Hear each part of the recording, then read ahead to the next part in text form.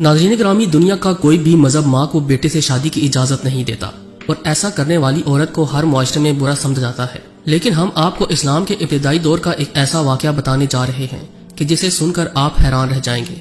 हुआ कुछ यूं कि हजरत अली अलैहिस्सलाम के दौरे खिलाफत में आप अलैहिस्सलाम की रिहाइश से कुछ दूर एक घर में नौ ब्याता जोड़ा रिहाइश पजीर था और एक रात हजरत अली अलैहिस्सलाम को उस घर से झगड़े की आवाज आई। औरत और मर्द चिल्ला चिल्ला कर बात कर रहे थे। रात गुजरी तो हजरत अली अलैहिस्सलाम ने उस घर में मौजूद दोनों मियाँ बीवी को तलब किया और लड़ाई की वजह दरियाफ्त की, जिस पर शोहर ने अर्ज किया कि ए अमीरुल मोमिनीन, निकाह के बाद मुझे इस औरत से शदीद नफरत हो गई है और इस औरत के साथ मेरा रवैया इंतहाई सख्त और नारवा है। यही वजह है कि ये औरत मेरा रवैया देखकर मुझसे झगड़ती है। रात को बात बढ़ गई और हम दोनों पूरी रात झगड़ते रहे। ये सुनना था कि हजरत अली अलैहिस्सलाम ने दरबार में मौजूद तमाम अफराद को बाहर निकाल दिया और उस औरत से फरमाने लगे, देखो बीबी, मैं तुमसे जो सवाल करूं उसका सच सच जवाब देना। जिस पर उस औरत ने सर हिलाते हुए आप अलैहिस्सलाम की बात की तायद की, जिस पर आप अलैहिस्सलाम ने फरमाया, ए औरत, तेरा नाम फलां बिनते फलां है और तेरा बाप फलां काम करता था। ये सुनकर औरत हैरान रह गई और कहने लगी, या अमीरुल मोमिनीन, आपने दुरुस्त फरमाया। इसके बाद हजरत अली अलैहिस्सलाम ने फरमाया, ए औरत, तू याद कर कि तू जिनाकारी से हामला हो गई थी और एक मुद्दत तक तू और तेरी माँ इस हमल को छुपाते रहे। जब बच्चे की पैदाइश का वक्त करीब आया तो तेरी माँ तुझे घर से बाहर ले गई और जब बच्चा पैदा हुआ तो इसको कपड़े में लपेट कर खुले मैदान में डाल दिया। इत्तेफाक से उसी वक्त एक कुत्ता इस बच्चे के पास आकर इसे सूंघने लगा। मुमकिन था कि वो इसको नुकसान पहुंचाता, लेकिन तेरी माँ ने एक पत्थर इस कुत्ते को दे मारा। कुदरत का करना ऐसा हुआ कि वो पत्थर कुत्ते की बजाय जमीन पर पड़े नौमौलूद बच्चे के सर पर जा लगा और इसके सर से खून बहने लगा। तेरी माँ ने जब ये देखा तो उसे बच्चे पर रहम आ गया और उसने बच्चे के सर पर पट्टी बांध दी और तुम दोनों अपने घर को चल दी। और इसके बाद तुम दोनों को इस बच्चे के बारे में कोई खबर न मिल सकी कि आया वो जिंदा है या मुर्दा। ये फरमाते हुए हजरत अली करमुल्लाह वजह ने उस औरत से पूछा कि क्या ये सारा वाकया सच है, जिस पर औरत मजीद हैरान होते हुए बोली, या अमीरुल मोमिनीन, ये बिल्कुल सच्चा वाकया है।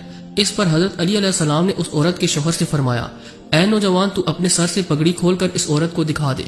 उस नौजवान ने जब सर से कपड़ा हटाया तो उसी जख्म का निशान मौजूद था जो औरत की माँ के पत्थर मारने की वजह से बना था, यानी ये औरत उस नौजवान की माँ थी और इस औरत ने अपने बेटे से अनजाने में शादी कर ली थी। नाज़रीन ग्रामी, इसके बाद हजरत अली अलैहिस्सलाम ने फरमाया, ए औरत, ये मर्द तेरा शोहर नहीं है बल्कि तेरा बिछड़ा हुआ बेटा है जिसे तू लावारिस छोड़कर चली गई थी। तुम दोनों अल्लाह का शुक्र अदा करो कि इसने तुम दोनों को हरामकारी से बचाया। अब तू अपने बेटे को लेकर घर चली जा।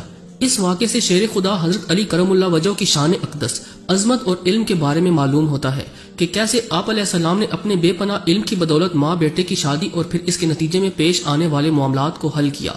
हमारे बेशतर नाज़रीन इस बात से वाकिफ होंगे कि पारसी मजहब दुनिया का वो वाहिद मजहब है कि जिसमें बहन भाई की शादी को हलाल करार दिया जाता है, बल्कि इस पर फख्र भी किया जाता है। मगर अफसोस से कहना पड़ रहा है कि प्यारे वतन पाकिस्तान के शहर सरगोदा में एक ऐसा घिनौना वाकया सामने आया जिसने सबको हैरान परेशान करके रख दिया। दरअसल सरगोदा में सौतेले बहन भाई ने शादी कर ली। चंद रोज कबल सरगोदा में एक इंतहाई अजब वाकया पेश आया जहां सौतेले बहन भाई को आपस में मोहब्बत हो गई। दोनों ने शादी भी कर ली। बाप ने अपने बेटी और बेटे के खिलाफ लव मैरिज का मुकदमा दर्ज करवा दिया। मुकदमे में निकाहवां और गवाहों समेत 10 अफराद को शामिल किया गया। लोखड़ी भलवाल के रिहायशी सूबे खान ने मुकदमा दर्ज करवाते हुए बताया कि सिकंदर खान उसकी पहली बीवी खुर्शीद बीबी से पैदा हुआ, जबकि 17 साल जोरा आरफ दूसरी बीवी शहनाज बेगम से पैदा हुई। दोनों ने गुज़श्ता बरस आपस में ताल्लुकात उस्तवार करके निकाह कर लिया। निकाह की रजिस्ट्रेशन यूनियन कौंसल नंबर 3 मुबारक पार सरगोदा में दर्ज हुई। दोस्तों, दुनिया के तमाम मज़ाहिब में इस बात को इंतहाई बुरा समझा जाता है कि इंसान अपने करीबी रिश्तेदारों के साथ जिनसी ताल्लुक कायम करे या उनसे शादी करे। करीबी रिश्तेदारों से मुराद उनके खूनी रिश्ते हैं जिनमें माँ बाप बहन भाई शामिल होते हैं। इस्लाम में तो इसकी बेहद सख्ती से ममानियत है, लेकिन पारसी इसे हलाल समझते हैं और इस मजहब की बड़ी तादाद में पैरोकार आज भी इस अमल से गुजर रहे हैं। इनकी बड़ी तादाद ईरान में पाई जाती है, जबकि दूसरे नंबर पर यह सबसे ज्यादा भारत में मुकीम है। लेकिन अब रिपोर्ट सामने आ रही हैं कि इनकी तादाद में तेजी से कमी होती जा रही है। इनका आबाई इलाका ईरान है, जहां इनकी हुकूमत कई सदियों से थी। जिस्मानी तहारत और खुली फजा में रिहाइश पारसियों के मजहबी फराइज में दाखिल है। पाकीज़गी की मुकद्दस अलामत के तौर पर इनके मुआब्बत और मकानात में हर वक्त आग रोशन रहती है, ख्वाह वो चराग ही हो। हिंदू सनातन धर्म और यहूदियों की तरह पारसी मजहब भी गैर तबलीगी है। ये लोग न दूसरे मजाहिब के लोगों को अपने मजहब में दाखिल करते हैं और न ही इनके यहाँ शादी करते हैं। इन कड़ी पाबंदियों के बायस अभी तक दूसरे ताकतवर मजाहिब जैसा कि इस्लाम, हिंदू मत और मसीहत के सकाफती असरात से पारसी मजहब महफूज है। हसूल इल्म इनका जुज़्व ईमान है। ہر پارسی محبت میں ایک سکول ہوتا ہے۔ دنیا میں پارسیوں کی کل تعداد لاکھوں میں ہے اور اس میں بھی ان لوگوں میں شادی کے رجحان کے کم ہونے سے مزید کمی واقع ہو رہی ہے۔ پارسیوں کی کثیر تعداد اردو، انگریزی اور گجراتی بولتی ہے۔ ان کے ایک فرقے میں بھائی اور بہن کی شادی کو نہ صرف جائز سمجھا جاتا ہے بلکہ اسے معتبر مانا جاتا ہے۔ آپ کو یہ جان کر حیرت کا جھٹکا لگے گا کہ پاکستان کے مشہور کالم نگار ارد شیرکوز کا تعلق بھی پارسی مذہب سے تھا۔ پارسی زرتشت کے پیروکار ہیں جن کا عہد 8ویں صدی قبل مسیح کا ہے۔ ساسانی سلطنت کو جب عروج حاصل ہوا اور یہ اکیلے دنیا کی سپر پاور کے منصب پر فائز ہوئی تب اس کا باضابطہ مذہب پارسی ہی تھا۔ ایرانی سماج میں جب بین المذاہب ہم آہنگی متاثر ہوئی تو پارسیوں نے ایران کو خیر آباد کہنا شروع کر دیا۔ ہندوستان میں پارسیوں کی آمد 8ویں سے 10ویں صدی کے درمیان ہوئی۔